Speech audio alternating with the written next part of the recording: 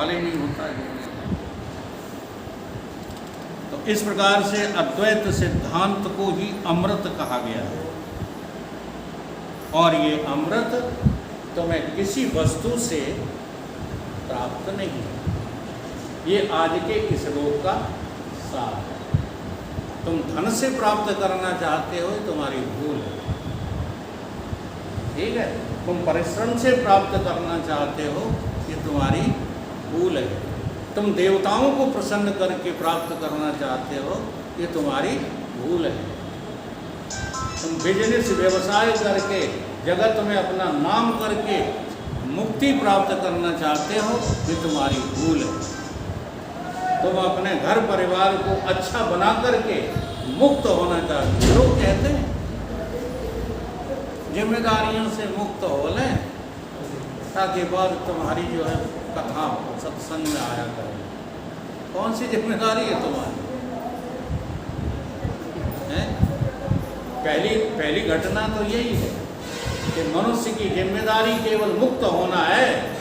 बाकी जिम्मेदारियां तो 84 लाख योनि में भी निभा के आए हो और फिर भी निभा रहे हो। तुम्हारी कोई जिम्मेदारी नहीं है, एक ही जिम्मेदारी है, उसे पूरी करो। तो ये धन से तो प्राप्त होगा नहीं।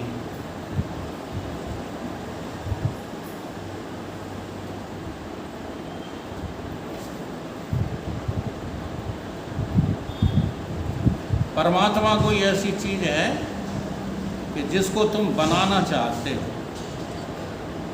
कैसे? जैसे कुम्हार घड़े को बना देता, ऐसे तुम भी परमात्मा को बना करके खड़ा करना चाहते हो। तो बनी हुई चीज क्या होगी?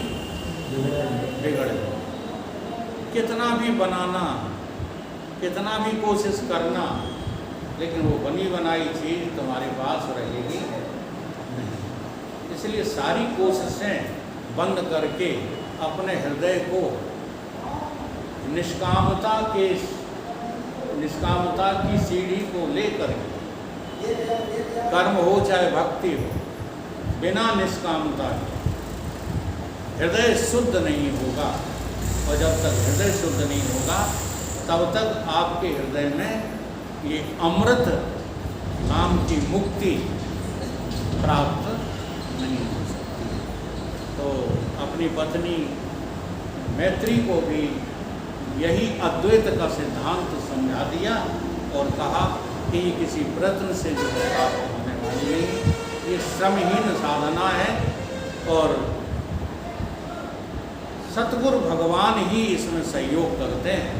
दूसरे कोई भगवान भी मुक्ति तुम्हें प्रदान नहीं कर सकते हैं। इसलिए निष्ठा बढ़ाओ।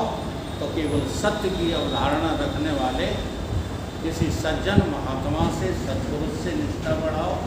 बाकी जगत में तमाम नाटकबाजियाँ हो रही हैं, वहाँ निष्ठा बढ़ाने से मुक्ति प्राप्त नहीं होगी। तो आज के श्लोक का यही सार है। क्या सार है? कि जीव और ब्रह्म दो नहीं है। ये जानने की क्षमता प्राप्त करने के लिए साधना करो। ये तो हो गई साधना। और सिद्धि क्या है? कि ये दो वस्तुएं हैं ही नहीं, ये तुम्हें पता लग जाना चाहिए। ऐसा नहीं देखो पता लग जाने के बाद फिर कहो कि नहीं व्यवहार तो करना ही पड़ेगा। ये पता लगने का लक्षण नहीं है। तुमको क्या लगता है पता लगने के बाद? सारा ब्रह्मांड और हम दो हैं क्या? ये लगना चाहिए। अगर नहीं लगता है तो वेदांत बगाड़ने में अभी हम बेईमान हैं। ईमानदारी की बात है। ब्रह्म सत्यम जगत मिथ्या ब्रह्मो जीवो न। जीव और ब्रह्म दो हैं ही। अच्छा, जब दो नहीं है तो बताओ ब्रह्म को करना क्या है? अब दुकान चलाना है। देखो दुकान चलाना तो तभी बंद हो जाएगी जब ब्रह्म को पाने के लिए अंतःकरण शुद्ध करो। मकान हो, दुकान हो, घर हो,